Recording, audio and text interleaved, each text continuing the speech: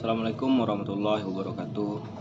Di sini saya akan menjelaskan mengenai tentang populasi dan sampel. Yang pertama itu mengenai tentang populasi. Populasi adalah wilayah generalisasi yang terdiri atas objek atau subjek yang mempunyai kualitas dan karakteristik tertentu yang ditetapkan oleh peneliti untuk dipelajari dan kemudian ditarik kesimpulannya. Nah, jadi populasi bukan hanya orang tetapi juga objek dan benda-benda alam yang lainnya. Populasi juga bukan sekedar jumlah yang ada pada objek atau subjek yang dipelajari, tetapi meliputi seluruh karakteristik atau siswa yang dimiliki oleh subjek atau objek itu. Misalnya, akan melakukan penelitian di sekolah A misalnya. Maka sekolah A ini merupakan populasi. Sekolah A mempunyai sejumlah orang atau subjek dan objek yang lain. Hal ini berarti populasi dalam arti jumlah atau kuantitas. Tetapi sekolah A juga mempunyai karakteristik orang-orangnya. Misalnya, motivasi kerjanya, disiplin kerjanya, kepemimpinannya, iklim organisasinya, dan lain-lain. Dan juga mempunyai karakteristik objek yang lain. Misalnya, kebijakan, prosedur kerja, tata ruang kelas, luas yang dihasilkan, dan lain-lainnya. Yang terakhir terkait populasi dalam arti karakteristik. Nah, yang kedua berkaitan dengan sampel. Sampel adalah bagian dari jumlah dan karakteristik yang dimiliki oleh populasi tersebut.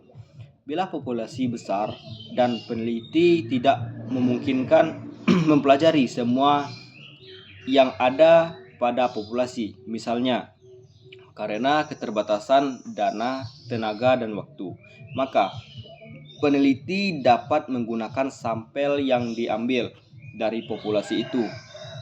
Apa yang dipelajari dari sampel itu, kesimpulannya akan dapat diberlakukan untuk populasi.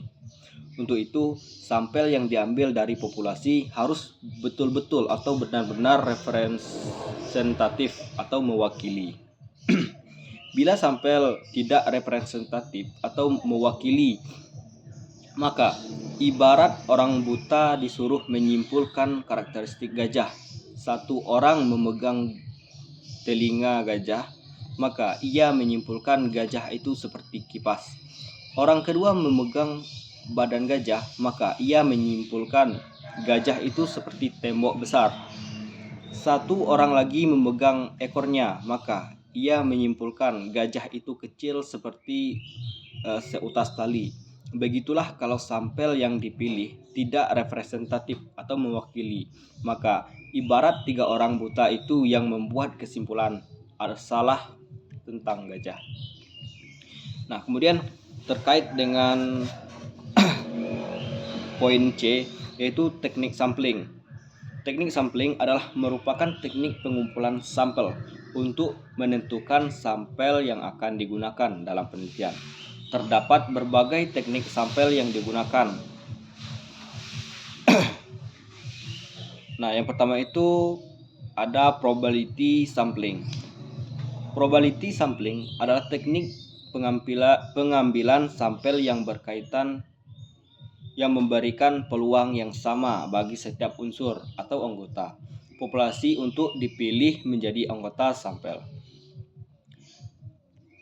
Kemudian yang kedua ada non-probability sampling. Non-probability sampling adalah teknik pengambilan sampel yang tidak memberi peluang atau kesempatan sama bagi setiap unsur atau anggota populasi untuk dipilih menjadi sampel. Teknik sampel ini meliputi sampling sistematis, kuota, aksidental, purposive, jenuh, snowball. Kemudian yang D, menentukan ukuran sampel. Jumlah anggota sampel sering dinyatakan dengan ukuran sampel. Jumlah sampel yang diharapkan 100% mewakili populasi adalah sama dengan jumlah anggota populasi itu sendiri.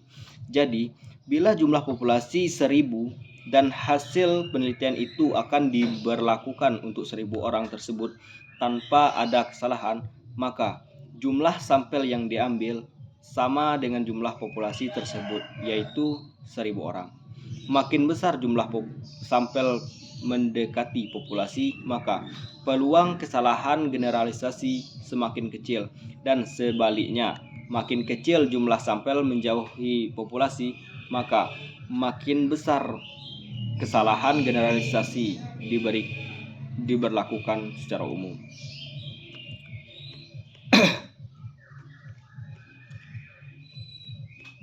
Kemudian yang E yaitu contoh menentukan ukuran sampel. Nah, akan dilakukan penelitian untuk mengetahui tanggapan kelompok masyarakat terhadap pelayanan yang diberikan oleh pemerintah daerah tertentu. Kelompok misalnya itu terdiri dari 1000 orang yang dapat dikelompokkan berdasarkan jenjang pendidikan, yaitu lulusan S1 sama dengan 50, sarjana muda 300, SMK 500, SMP 100, dan SD 50. Kemudian dengan menggunakan tabel 51, bila jumlah populasi sama dengan 100, kesalahan 5%, maka jumlah sampelnya 258. Karena populasi berstrata, maka sampelnya juga berstrata. Stratanya ditentukan menurut jenjang pendidikan. Dengan demikian, masing-masing sampel itu tingkat pendidikan harus profesional sesuai dengan populasi. Berdasarkan perhitungan dengan cara yang berikut ini, jumlah sampel untuk kelompok S1 sama dengan 14, sarjana muda atau SM 83, SMK 139, SMP 14, dan SD 28. Jadi jumlah sampelnya sama dengan 12,9 ditambah 77,4 ditambah 129 ditambah 25,8 dan ditambah 12,9. Jadi hasilnya sama dengan 258. Jumlah yang perpecahan bisa dibulatkan ke atas sehingga jumlah sampel menjadi 13 ditambah 78 ditambah 129 ditambah 26 ditambah 13, jadi 259.